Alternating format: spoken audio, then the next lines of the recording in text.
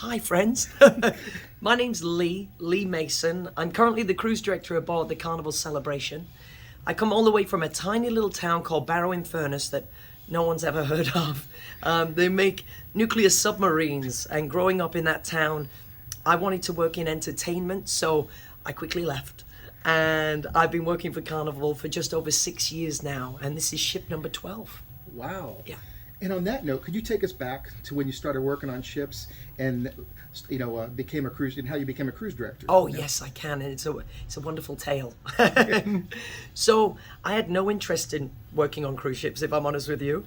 As a boy, my mum took me on 2 cruising vacations, and she elbowed me, and she was like, "Hey, maybe you'd be good doing that. You could be a cruise director." It was specifically the cruise director position that she had her sights on for me as a future path. And I was like, "Mum, you know nothing." Like every good teenager does, Yeah, right? yeah. And I huffed and I puffed because I wanted to be an actor at the time. My focus was theatre, maybe TV, or maybe being a TV presenter for kids television. I didn't want to be a cruise director. And then I met a girl, and quickly my mind was changed, and all of a sudden I wanted to work on cruise ships. It's always the girl's fault, right? Right. So I started out working for a small English cruise line, which I think I can name now because they are no longer in service. During the pandemic, they went under. So I started with Cruise and Maritime Voyages as a singer and a dancer in their shows. Now, a little backstory on me is that I went to school for theatre, and acting was my strong point. Singing and dancing, I was abysmal. But I think from my personality, I managed to secure jobs. That or they were desperate. And I got a job as a singer and a dancer in their shows. But throughout all of our rehearsals and my first contract, I was sweating because I felt like I was working so hard. And the rest of my cast were just naturally talented, where maybe I wasn't. And out the corner of my eye, I saw the cruise director, and I thought, that guy does nothing. I want to do that job. So I got in touch with the company, and based on my background that had led me to my career at sea, I'd been a company manager for theatrical tours, I'd worked in hotels and resorts, and I'd been like the team leader or the entertainment manager previously. I said, "Hey, I've got a background. Could I one day be a cruise director?" And they were like, "Let's see." So I started hosting the games and the trivias. I was an awful DJ for a little while. And then eventually I was promoted to be cruise director. So I got promoted with Cruise and Maritime Voyages, and in 2016, I applied to Carnival Cruise Line. I had my interview in Miami, and I fell in love with everything that Carnival was. Full disclosure, I'd never been on a Carnival cruise before. I docked with Carnival ships, and of course I'd seen on the internet, and I followed John Heald's blog, right? So I knew of Carnival, but I'd never experienced Carnival. So my interview in the Miami head office was my first real taste of what fun was. And I fell in love immediately. I was like, I need this job. I need to be a part of everything that they are. And at the end of 2016, in October, I got the news that I was going to be a Carnival cruise director, and I haven't looked back. That's wonderful. Now, I know you were honored with going to the shipyard Yes. and meeting Carnival Celebration and getting her ready for guests. Can you tell us more about that? That was an incredible experience, and it was my first involvement in the launch of a ship. I'd done dry docks and refurbishments before, but this was the first time I got to go to the shipyard. So from landing in Finland and meeting the HR team, because I was a part of a very small unit of crew members that got to come to the ship early.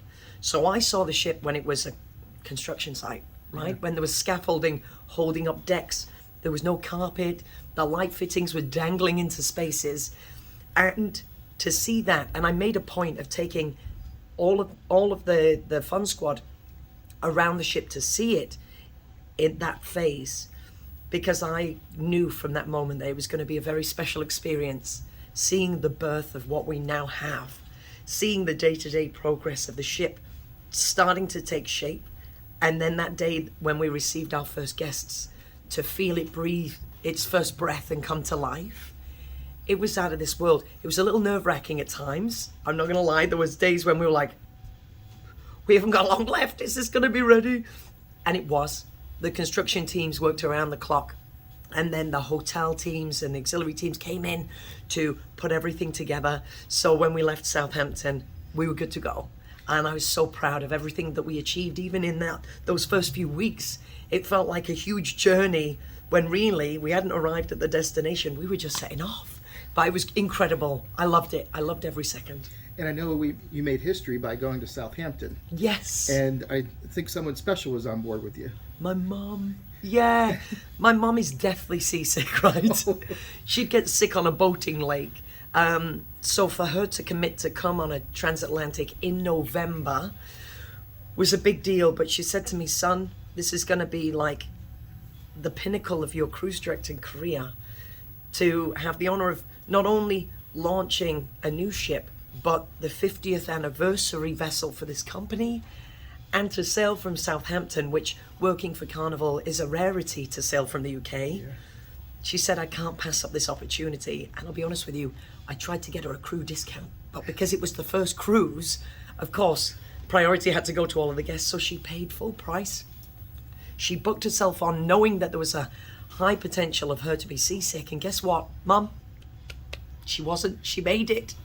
We had a little rough day out of the Bay of Biscay, and other than that, we were smooth sailing over. There was a little motion in the ocean, but she survived, and it was incredible to share that with my mum in the audience. It was, yeah, magic. And how wonderful that way back when, like you said, she was the one that saw that your future. Yeah, if I'm honest with you, I think she just wanted cheap cruises. I think she thought, if I can get my son working on a ship, I'll get a discount, and she didn't. She didn't. Yeah, what is your favorite spot on board the Carnival Celebration? Oh, now I'm hard pressed, right? Because, of course, working in the entertainment department, naturally, I'm in love with Celebration Central, that 3-deck entertainment venue with the huge LED walls. But to walk around the area of the ship that gets me really excited is the gateway. So everything from Emerald's Bistro through Latitude's Bar and into the Golden Jubilee. The gateway itself with those LED windows, it takes our guests on journeys around the world, but also through space and time with our time journey. And then when we have special events like Groove for St. Jude, we display the patient's artwork up on the walls. And then as you come through the Latitudes Bar, we've got a wonderful event called Let's Celebrate, where we celebrate birthdays and anniversaries. We had a couple propose at Let's Celebrate, bringing their celebration and cause for celebration to our ship. And then the Golden Jubilee is an incredible area of the ship because it charts 50 years of fun. And it's like our own little, almost mini carnival museum, right? Yeah. We've got artifacts and items around the ship from vessels that have been retired. And it's, for me, joining the company in 2016, it's so inspiring to sit in there among these items and just to go, wow, this is what I'm a part of.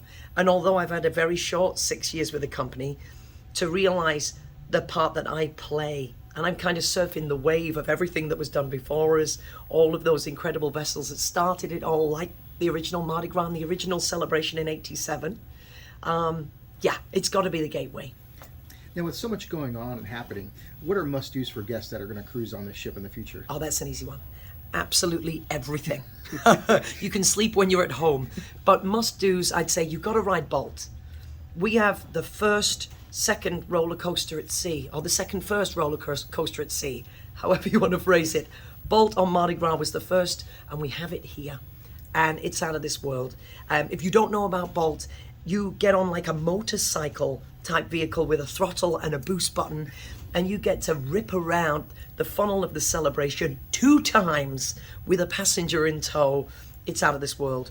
The ropes course is a fun and exhilarating experience that's included in your cruise fare. The water slides don't get enough attention either, because we've got Orange Thunder that you get in a capsule and the floor drops out. So for the scaredy cats, you don't have to have the will to throw yourself down the tube. We'll do it for you. Also, the food is delicious. We've got so many food outlets on board this ship, from Rudy's Sea Grill to Guy's Burgers, Guy's Pig and Anchor Smokehouse Brew House. We've got our delicious Fahrenheit 555 steakhouse, as well as Emerald's Bistro, Bonsai, teppanyaki and sushi, chibang. I mean, it's all there and so much more. So you've got to eat as much as you can fit in your body. Then you've got to go on a roller coaster and keep that food inside, please, while you rip around the funnel. Get out to all of the shows. We've got our center stage productions with live music, singers, dancers, the aerialists. Our playlist productions are incredible. We've got a brand new one, Color My World, which is fast becoming one of my favorite shows in the Carnival catalog.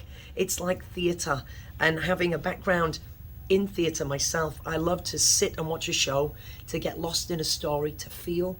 And I truly believe that the storyline for Color My World is accessible to everyone. You don't need a degree in theatre to understand what's going on. The music's great. The talented singers and dancers are out of this world. And then above all else, you need to enjoy yourself. Whatever fun is for you, do it and do it a lot. So if you're coming on vacation to kick back, relax, and to do absolutely nothing, to not be on a schedule, then do that, because you deserve it. If you want to come out and see it all and do it all, my last tip is to use the Carnival Hub app. You need to get the Hub app out to make a plan your days, plan your time in port, so you can maximize every single month. That's a lot. You asked for one thing, and I've been going for half an hour. I'm sorry. No, I love your passion. And that kind of leads me to the next question. What do you enjoy the most about your job? You know, I know you got to single it out here, right? But people. I absolutely love people. As someone who wanted to be an actor, sometimes people ask me, do you feel like you compromised? Or some people like, do you feel like you failed because you didn't go and act? But what I did was I found a job that unlocked a true passion, which was connection and communication. And as cruise director on a ship, I get to connect with not only guests, but the crew as well. And you all make my days. I work long days and people ask, how do you do it? And often I joke and I say, life-damaging amounts of coffee. Available on deck 6 at the Java Blue Cafe. But it's the people. I am like an energetic vampire, and I take the enthusiasm and the excitement and the energy from our guests on their first day on board, and that charges me up for the rest of the cruise. And then we get into port and our guests go out and they come back on after having an incredible day, whether they've been swimming with dolphins or zip lining, or maybe they just spent the day at the beach just kicking back with their family. They come back on, and that joy and that fun, I soak it all up again, I ball it up and I throw it back at them. It's a real special job. It's an honor and a privilege to be the face and the voice of the ship, because I truly believe that what we do here at Carnival is unique and special. We have our own flavor of fun. I think the cruise industry is like a buffet, and there's lots of different tastes for different palates around. But if you want fun, and whether fun tastes like sugar and happiness and joy, whether fun is deep fried or rolled in rice, whether fun is loud and proud or it's a quiet moment, we've got it all. So I feel so honored to be the cruise director on this ship and to work for this incredible company. And I know you already gave some advice, but you know, some people come on a cruise, and I have friends and family, and sometimes they make some mistakes. Maybe they, can you just tell like a cruiser that's maybe seasoned or not, maybe one tip that you kind of see people and you hear that they didn't, like some good advice? Yeah, absolutely. Life isn't perfect, right? Things will go wrong. Someone will be late for your dinner reservation. Maybe you'll forget your cabin key in your room, or maybe the weather, Mother Nature sometimes throws us a curveball, right? Mm-hmm. Don't sweat the small stuff. If it's not within your control to change it, whether it's something like the weather that's out of our control or something that's happened that you can't undo, don't sweat the small stuff, because you can waste your whole vacation worrying or stressing about something that happened, and then you can spoil the rest of your experience. So let it go. In the words of that little princess with the blonde hair and the castle made of ice, let it go. Okay, are you ready for a lightning round of some questions? Let's go, and I'll give you quick answers. Okay, what is your favorite restaurant on board? Ooh, the steakhouse. You're ordering a coffee drink. What is it? It's a caramel latte. Okay, you can cruise anywhere in the world. Where will you visit? Alaska. Pig and Anchor or Guy's Burger? Oh, Pig and Anchor. Before we go, how can people follow you on social media? I know you're active on Yeah, this was a real difficult choice for me, okay? My name's Lee, and I'm a cruise director. So online, I am Lee, your cruise director. If I've not been your cruise director, I hope to be one day. And if I have been, I can't wait to see you again. So it's Lee, your cruise director, on Facebook and Instagram. And I do occasionally tweet. It's Lee, your CD for cruise director. And lastly, if you could describe Carnival Celebration in just a few words, what would they be? Absolutely incredible and not to be missed. He is Lee Mason, Cruise Director of the Carnival Celebration. Thank you so much for joining us, Lee. We really appreciate it. Thank you. Yeah. Thank you so much. Yeah.